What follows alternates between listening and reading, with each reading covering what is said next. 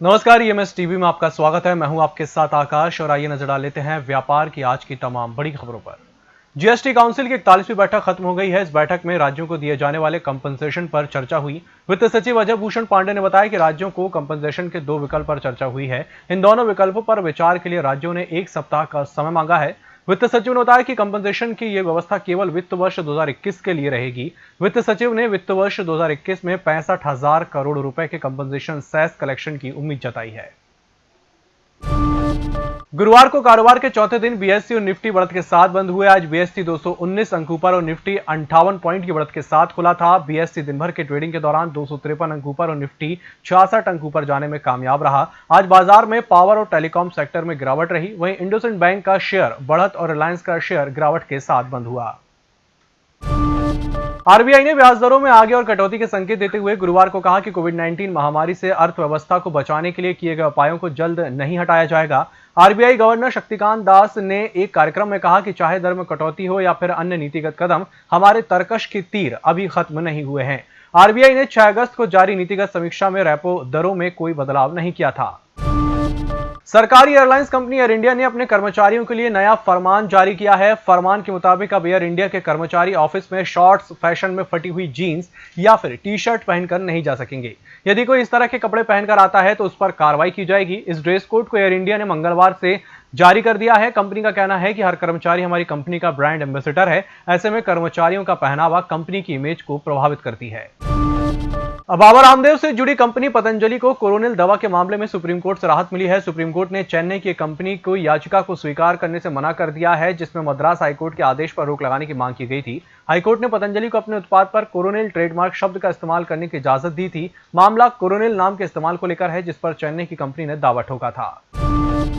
सरकार असंगठित क्षेत्र के 40 करोड़ कामगारों को यूनिवर्सल सोशल सिक्योरिटी के दायरे में लाने के लिए कई कदम उठाने की तैयारी में है।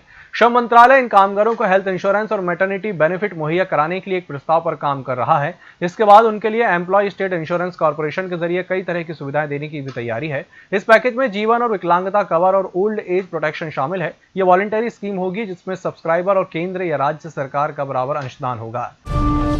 सरकार ने छोटे और मंझोले शहरों को हवाई नेटवर्क से जोड़ने के लिए उड़े देश का आम नागरिक नाम से क्षेत्रीय संपर्क योजना की शुरुआत की है। इसके तहत आवंटित रूटों पर फ्लाइट की 50% सीटों का किराया अधिकतम दूरी के अनुसार सरकार तय करती है। इससे एयरलाइंस को होने वाले नुकसान की भरपाई के लिए उसे प्रति सीट क्षतिपूर्ति राशि दी जाती है। उड़ान के पहले 3 चरणों में आवंटित 628 मार्गों से 274 पर विमान सेवा शुरू हो चुकी है। पहले चरण के 56, दूसरे चरण के 118 और तीसरे चरण के 100 मार्गों पर उड़ानें शुरू की गई हैं। सूचना प्रौद्योगिकी कंपनी इंफोसिस ने गुरुवार को कहा कि उसने क्लाउड ग्राहक अनुभव और संपर्क केंद्र समाधान मुहैया कराने वाली जेनेसिस के साथ 5 साल के लिए करार किया है। कंपनी ने एक बयान में कहा कि जेनेसिस के साथ इस साझेदारी से दोनों कंपनियों को ग्राहक अनुभव बाजार में बेहतरीन समाधानों के विकास में मदद मिलेगी। इस साझेदारी के तहत इंफोसिस जेनेसिस के संपर्क केंद्र समाधानों को बाजार में पेश करेगी। इसके अलावा इंफोसिस जेनेसिस प्योर कनेक्ट के लिए शोध तथा विकास, परिचालन और ग्राहक सेवाओं के क्षेत्र में मदद करेगी और इसका लाभ भी उठाएगी।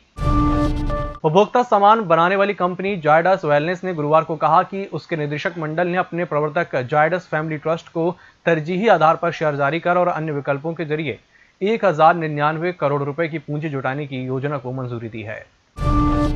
कमजोर मांग के कारण कारोबारियों ने अपने सौदों के आकार को कम किया है, जिससे वादा कारोबार में गुरुवार को कच्चे तेल की कीमत 0.8% की गिरावट के साथ 3,209 रुपए प्रति बैरल रह गई।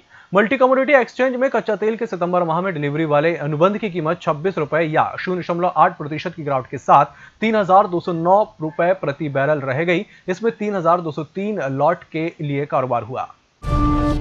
अमेज़न के फाउंडर और सीईओ जेफ बेजोस की दौलत ने $200 अरब का आंकड़ा पार कर लिया है। भारतीय करेंसी के अनुसार इस लगभग 150 करोड़ रुपए होगी। ब्लूमबर्ग बिलियनियर इंडेक्स के मुताबिक जेफ बेजोस की नेटवर्थ बुधवार को $200 अरब के पार पहुंच गई। इसी के साथ बेजोस $200 अरब संपत्ति वाले दुनिया के पहले शख्स बन गए। टेस्ला इनके शेयरों में उछाल आने से कंपनी के फाउंडर एलन मस्क के दौलत में $101 अरब की हो गई है। और देश के रिटेल निवेशक अमेरिकी शेयर बाजार में लिस्टेड दुनिया की बड़ी कंपनियों के शेयरों में निवेश कर सकते हैं। ये निवेश 75 रुपए या $1 से शुरू किया जा सकता है। ऐसा इसलिए क्योंकि ढेर सारे ब्रोकरेज हाउस ने डायरेक्ट प्लेटफॉर्म शुरू किया है। निवेशक इसके जरिए निवेश कर सकते हैं। इसमें कोई चार्ज नहीं है और अगर कोई शेयर मांगता है तो आप उसका 10वां हिस्सा भी खरीद सकते हैं। विदेशी शेयर बाजारों में खासकर अमेरिकी स्टॉक एक्सचेंज में देश के रिटेल निवेशकों की दिलचस्पी बढ़ रही है।